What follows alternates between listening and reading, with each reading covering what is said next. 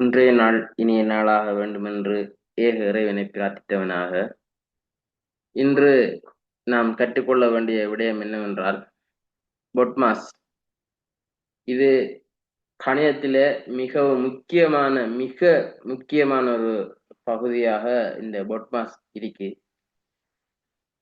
இது எவ்வாறு செயற்படுகிறது என்ற விடயத்தினை நாம் தெளிவாக புரிந்து கொண்டால், இந்த கணிதம் சம்பந்தமான பிரச்சினைகள், கணக்குகளை தீர்ப்பதற்கு மிகவும் இலகுவாக இருக்கும்.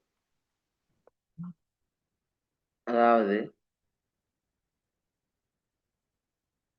இந்த பொட்மாஸ் என்றால் என்ன என்றா, இந்த பொட்மாஸ்ல 6 வேர்ட்ஸ் இருக்கு, 6 இது இருக்கு. அந்த 6 சொற்களும் அந்த ஒவ்வொரு முன்னால் உள்ள எழுத்துக்களையும் தனித்தனியே குறிக்கின்றது.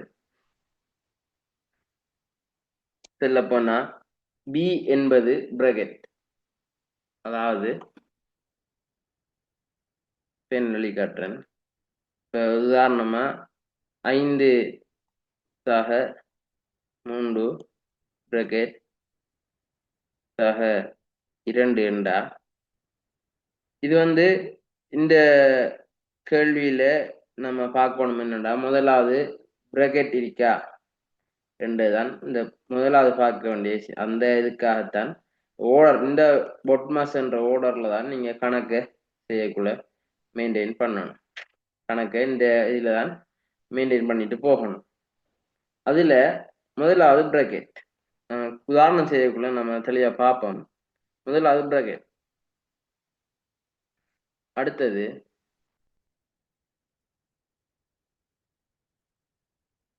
ரெண்டாவது ஓர்டர். ஓர்டர் சொல்லிச்சுன்னா அடுக்கு, அதாவது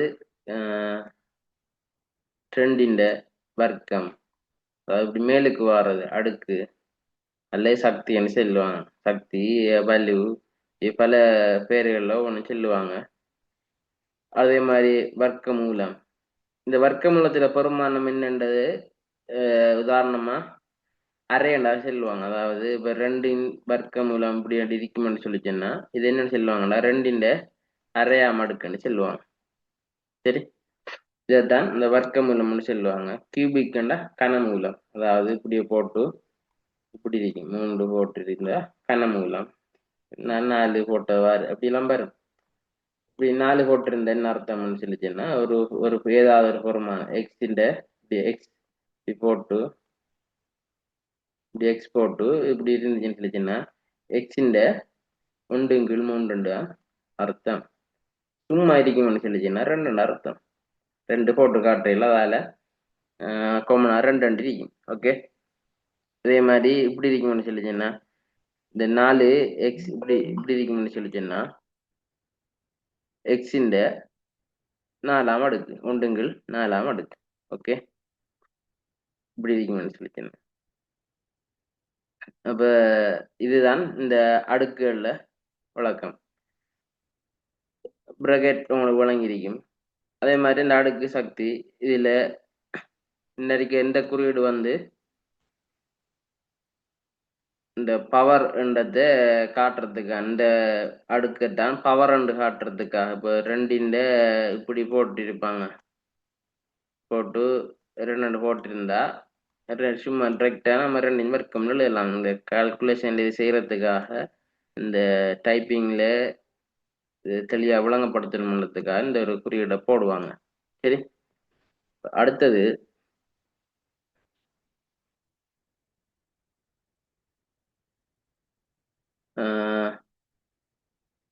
என்னன்னு சொல்லிச்சுன்னா டிவிஷன். டிவிஷன் சொல்லிச்சுன்னா வகுத்தல், பிரித்தல் அப்படின்னு சொல்லுவாங்க. உதாரணமாக அழிப்போம்.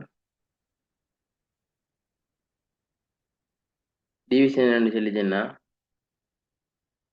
இப்படி ஒரு குறியீடு இருக்கும். பிரித்தல் குறியீடு. சரி, எல்லாருக்கும் பிரித்தல் குறியீடு. அதே மாதிரி இப்படி ஒரு கோடு இருக்கும், அல்லது இப்படி ஒரு கிடையாது கோடு இருக்கும். இப்போ எக்ஸின் கீழே y என்று இருக்கும் என்று சொல்லிச்சுன்னா மேலுக்கு இருக்க எக்ஸுக்கு பல பெருமானதை பிரிக்கலாம். y கீழே இப்படி இருக்கும்னு சொல்லிச்சுன்னா பிரித்தல் தான் முடிவுக்கு வரணும். சரி, இப்படி ஸ்லேஷ் போட்டு இப்படி சைட்டில் இப்படி கழிச்ச மாதிரியும் இருக்கும். அதுவும் பிரித்தலுக்குரிய குறியீடு தான். இப்போ டிவிஷன்ல வந்து இந்த மூன்று விஷயத்தையும் இந்த கிடையா கோடு இப்படி கோடு போட்டு மேலுக்கு ஒரு டாட் கீழுக்கு ஒரு டாட் அடுத்தது இப்படி ஸ்லேஷ்ல ஒட்டிந்தாலும் வகுத்தல் என்று தான் அர்த்தம். சரி, அடுத்தது என்னன்னு சொல்லிச்சுன்னா மல்டிப்ளிகேஷன். மல்டிப்ளிகேஷன்டா பெருக்கல். என்ன பெருக்கல் என்று சொல்லிச்சுன்னா இது வந்து மிக முக்கியமான ஒரு விடயம். என்னன்னு சொல்லிச்சுன்னா இந்த மல்டிப்ளிகேஷனுடைய டொட்டுன்னு சொல்லியும் இருக்கு. அதாவது மல்டிப்ளிகேஷன் குறியீடுகள் வந்து டொட் இப்படி இருக்கும், இப்படி க்ளோஸ் போட்டிருக்கும், இல்லை ஒரு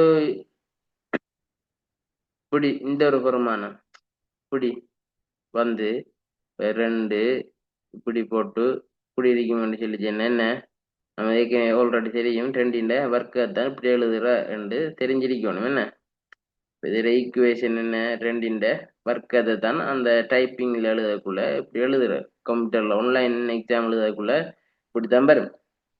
ஆகவே மல்டிப்ளிகேஷன் சொல்லிச்சுன்னா இந்த டொட்டும் தரவு மண்டத்தை நீங்க தெரிஞ்சு வச்சுக்கணும். அடுத்த விஷயம் என்னன்னு சொல்லிச்சுன்னா எடிஷன். என்ன எடிஷன் சொல்லிச்சுன்னா கூட்டல். எடிஷன் சொல்லிச்சுன்னா கூட்டல்ண்டா ஒன்லி சக மட்டும் பிளஸ் என்ன இவ்வளவுதான் கூட்டல். அடுத்து வந்து சப்ட்ராக்ட். சப்ட்ராக்ஷன் சொல்லிச்சுன்னா கழித்தல். இது வந்து நம்ம தெரிஞ்சிருக்கும் குறியீடு. இது இவ்வளவுதான் பொட்மாஸ். இந்த இவ்வளவு விஷயமும் நமக்கு சரியா தெரியும் என்று சொல்லிச்சுன்னா கணிதத்துல ஒரு கிட்டத்தட்ட என்னோட வாழ்க்கையை தேவையான கணிதத்தை நம்ம இலகுவா சால்வ் பண்ணலாம். அங்கால எடிஷன்ல அட்வான்டேஜ் இருக்கு, அட்வான்ஸ் ஏ லெவல் இருக்கு, ஓ லெவல்ல சில கிராஃப் அப்படியானது இல்லைன்றாலும் என்ன சம்பந்தமான விடயம் என்றாலும் இந்த பொட்மாஸ்ன்றது மிக முக்கியமான ஒரு விஷயம். சரி, இப்ப இதை பார்த்துட்டோம். இந்த 6 விஷயத்தை நீங்க மைண்ட்ல வச்சுக்கோங்க. அதாவது bracket, order, division, multiplication, addition, subtraction. இந்த 6 விஷயம்தான் நீங்க எப்படி ஒரு கணக்குல நீங்க பார்த்தாலும் இந்த 6 விஷயம் கட்டாயம் இருந்தே. சரி, உதாரணத்துல பார்ப்போம். பொட்மாஸ் விதி.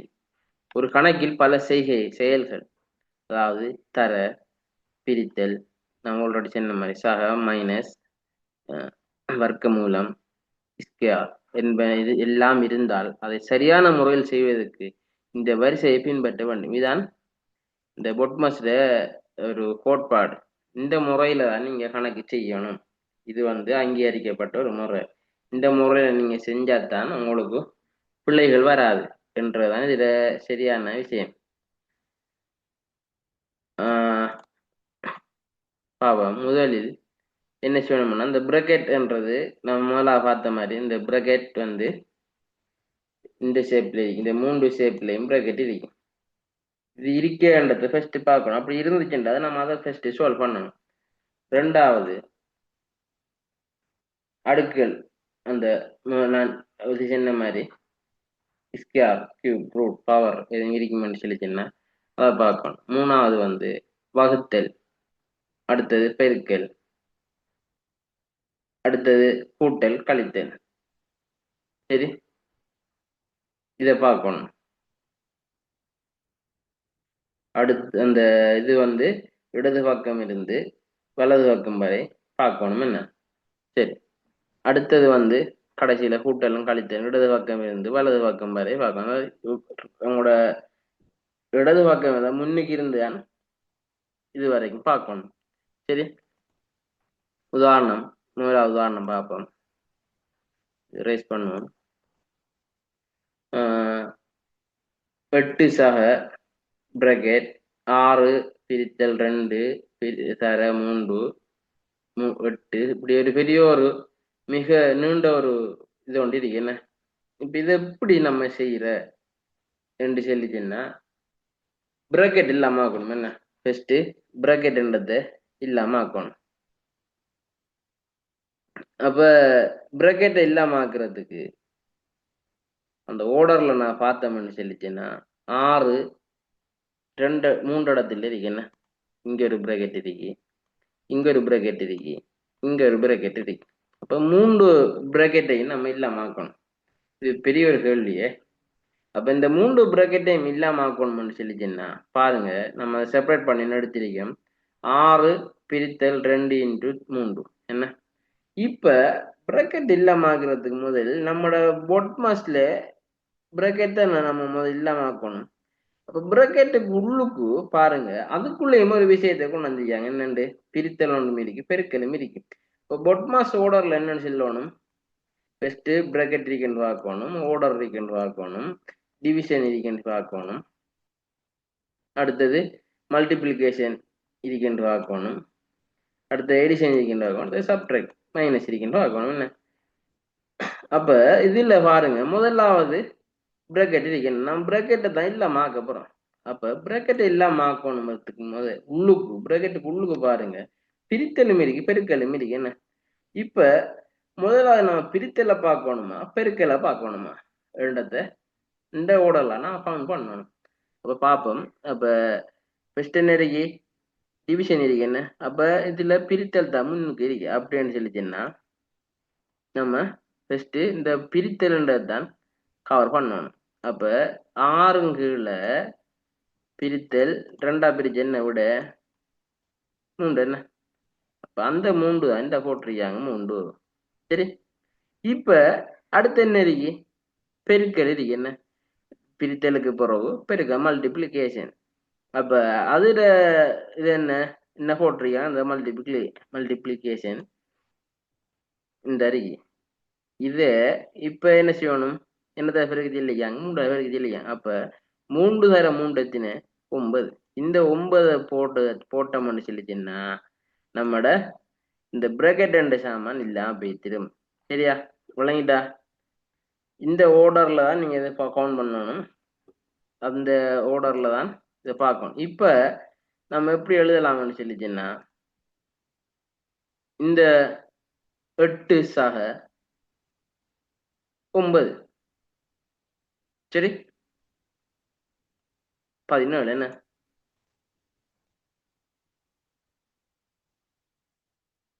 கொஞ்சம் பாருங்க.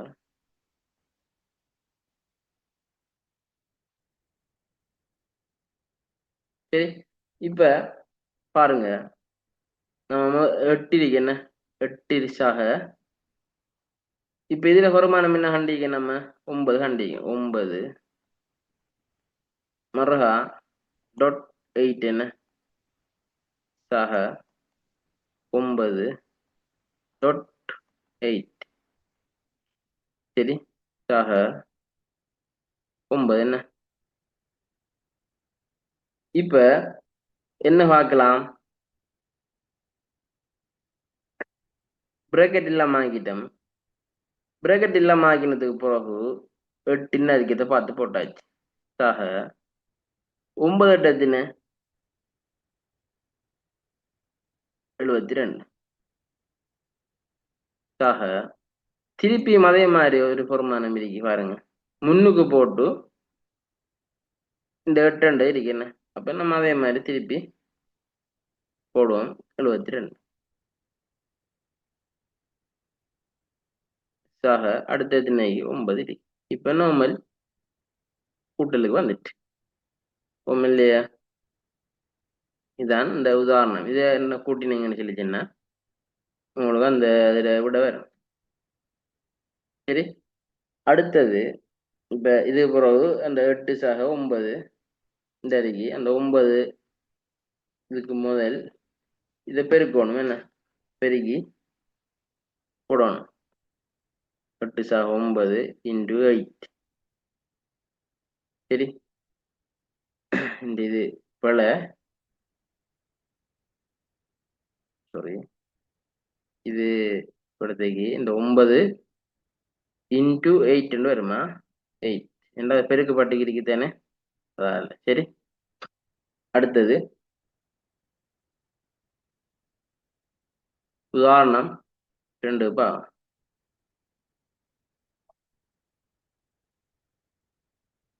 உதாரணம் 2 ரேஸ் பண்ணுவோம்.